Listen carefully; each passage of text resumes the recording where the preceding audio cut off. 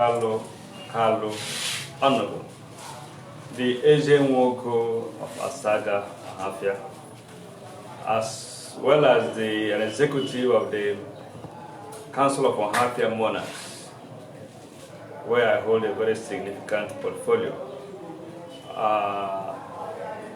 OHAOFIA is made up of 26 communities, and we move together in a homogeneous way. Each community, although each community is autonomous, but we have a unified OHAOFIA to the 6 villages. And that's how we greet. Hopefully you see when that's the 6 villages a way of greeting. So we are in a difficult time. We are in time of insecurity here and there in the nation. Not just in OHAOFIA. In the north, we have headers Boko Haram medicine. In the south, we have different types of insurgencies. So, but here, there is this struggle in Nigeria, struggle for existence, for useful existence. Some say they want restructuring of the country because the way the country is going, most people are not happy. Like in the position in government, all the service chiefs, all the top hierarchy are from one side of the country. All the major positions are very much lopsided. So some people are not happy. That's why this agitation is taking place. Some say they want to self-rule. Some say they want to separate from Nigeria. Some say they want Nigeria to be restructured so that everybody will have a stake. That's just the struggle. But my take is, yes, we can do it. Many countries are bound. They have successfully done it, either separating. For instance, in 1776, UK and the United States, they were one nation. But UK separated. USA separated from UK. And they're all world powers. There are many countries that have separated and are having their own self-rule. Slovakia before divided. Slovakia and Chase. Sudan, we have Sudan, and you have Southern Sudan and Sudan. You have Ethiopia, they were one country before, but you have Eritrea. So the more the merrier. But this can be done in a round table without firing a shot. As a kid, I witnessed the carnage of the Civil War. I was hungry. My siblings had kwashiorkor. Many people died, and we didn't do it because we were not prepared. Because we didn't have the wherewithal. But we have it now. So we can swear, talk, and separate. We can have Biafra. We can have Oduduwa. We can have Arewa. Just like we have, just like USSR did. USSR, there are about 5 countries that came out from Russia. And they are all living separately well and contributing to world power. So we can do it with our intelligence, with our head. Unfortunately, the security situation bedeving the country is at our backyard. Unfortunately, it led to some skirmishes. Okay. Just coming back to OHAOFIA. Coming back to OHAOFIA. Yes. We had this problem. We told that somebody, unknown person, molested the soldier, shot a soldier, and soldier said that's an affront to them worldwide. Civilians don't shoot soldiers, get away with it. So soldiers went on rampage, on a reprieval attack, and went to a mango to get back those people. So there was crossfire, and hell got loose. So the army came like army of occupation. There were sentries, there were curfew, already there were curfew 6 to 6, which impinges on our economic well-being. People go to farm, go to work, before they know it's 6 o'clock, it's already done. So apart from the curfew, there were sentries here and there. People were not moving about. People were molested. Before you go, you raise up your hand as if you are a conquered nation. So we looked at those and said, no, old men wouldn't be in the house, and then the goat will burn on a tether. So the Council of OHAOFIA monarchs met and arose from the meeting and had a communique. We do not like what is happening. We do not like how the soldiers and security agencies have turned OHAOFIA into a war zone, turned OHAOFIA into a conquered nation. And we arose and went to meet the commander of the 42 Brigade of Goodluck, Ebele Jonathan Barak.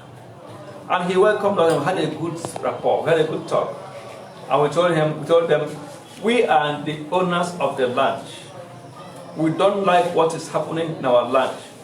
We don't have like having refugees at this point in time in OHAOFIA. People from Amango have vacated their place and they are in Amego, different communities. We don't like it. We are not in a war situation. So please, we want to have our freedom back. Please, we want the army to leave our streets and crannies. We are law-abiding citizens. We don't know any ungunned people.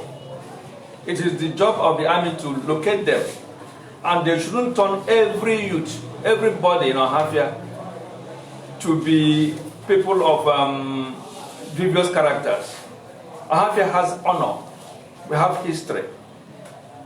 And that honor and history should be maintained. What has been the relationship between the people of OHAOFIA and the barracks that is situated right here in OHAOFIA before now? Before now, we have had a very wonderful relationship, peaceful relationship. For instance, the former commander that left, Commander Brigadier General Kumakbaye, was in charge of the battalion there.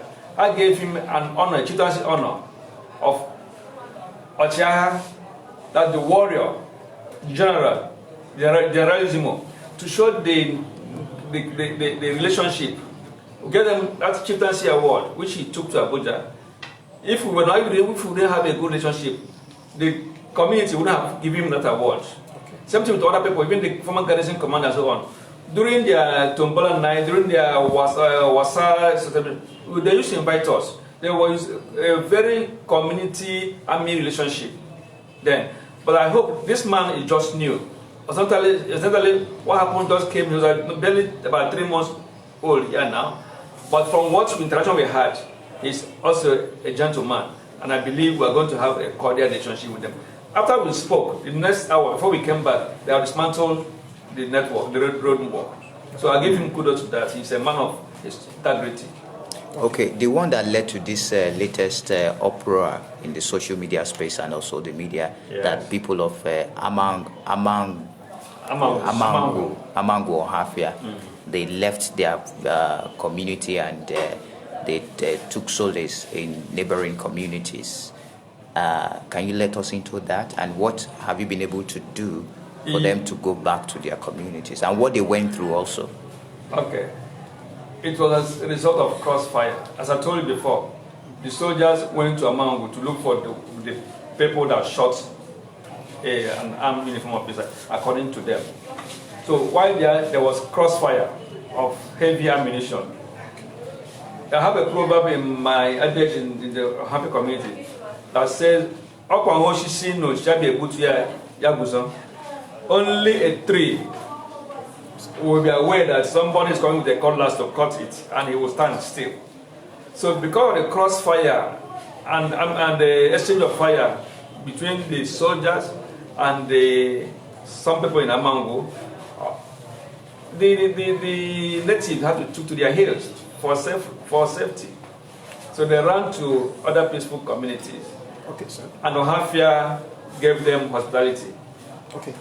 From your explanation, from your good office, have you confirmed if there have been any loss of lives in the community that this crossfire took place? Yes. By the account of the general, he said there was no loss of life. But we were told that somebody received a gunshot wound, of which he died. So the general said, well, he is not aware of that. It could be a crossfire. The bullet will have come from any of those people exchanging fire. And we were also told that some houses were burnt. He said, yes. If you are in a house and you fire a soldier, that you should consider house raised down, because that is where insulation came from. Or maybe a bullet can touch a house or touch a vehicle and to get burnt. That's the result of fighting. So, but we don't have it on record that anybody died, according to the army. But speculations, there were rumors about people dying and so on, but the soldier had come out with empirical evidence that no soldier was killed. Because there was rumor in the papers that 7 soldiers were killed. He said no soldier was killed and no civilian died apart from the one that had received a bullet wound. All right. Thank you very much, Eze, for speaking to us.